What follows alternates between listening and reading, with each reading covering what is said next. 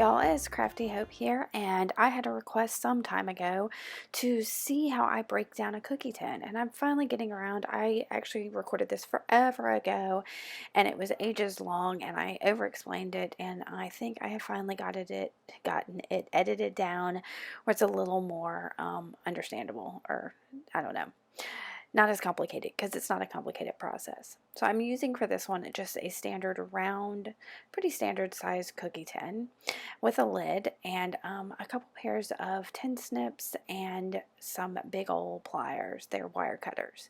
So first thing I do is I take the lid off of my cookie tin and then I find the seam on it.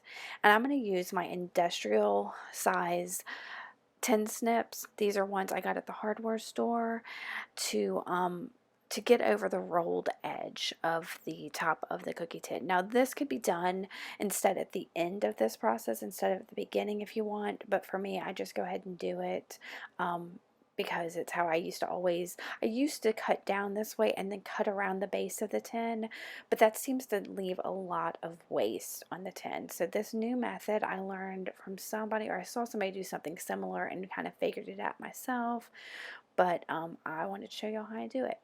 So you see there, I just cut down on one side of that seam, and then I'm coming in with some heavy duty, not those, some heavy duty wire cutters. Now these are, like I said, hardware store kind of wire cutters, and I'm going to go to the base of this tin where it's also rolled. And there's my wire cutters, and I am going to grip that rolled base with my wire cutters and just start rolling it out. So I'm going to go all the way around. Now it takes a little bit to get started. I have found some tins it's harder than others. I was fortunate for this video that this was one of the easier ones to do.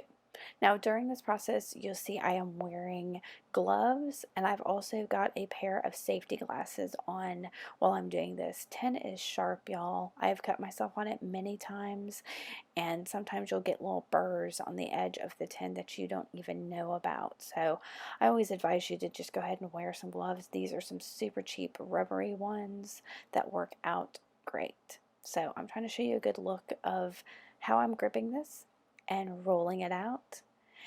And I'm just going to go all the way around the tin using this process.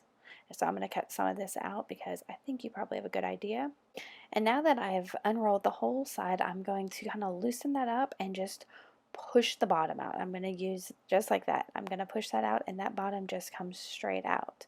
Now the tin snips didn't cut all the way down to the bottom of that tin when I cut along the seam, so I'm going to come back with those and get that little bit. And like I said, you could just do the whole side there at the end.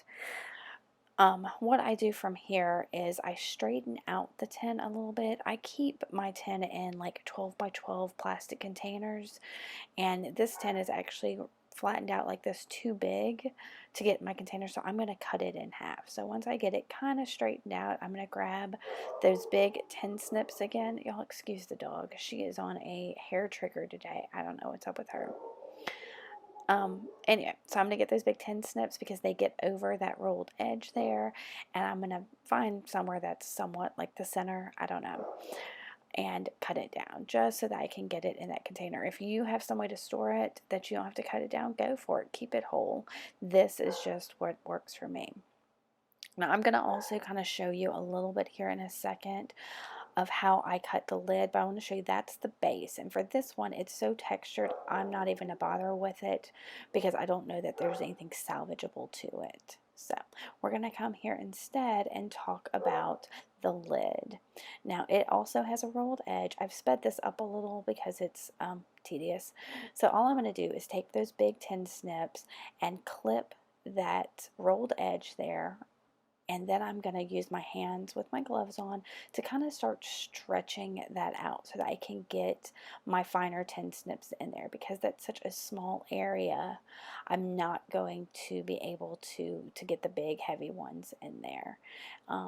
So I have loads of pairs of tin snips, and this is just what works for me. This is where I get a lot of the burrs, is some of these confined areas here. See, I'm trying to stretch that out just a little bit and get my tin snips up. These tin snips are from Basso's Boutique. I'll try to leave a link to them. I love these tin snips. But as I cut, it gets a little cumbersome in this little area, so I'm going to take that and bend it out just to help me get to the edge a little bit more. And I'm going to go around the whole tin and get that. And when I get done, I've got this jumble of tin that I'm just going to throw away. And that's it for how I cut tin, y'all. I hope you enjoyed this. Make sure to give me a thumbs up, subscribe, and keep on crafting on. Bye.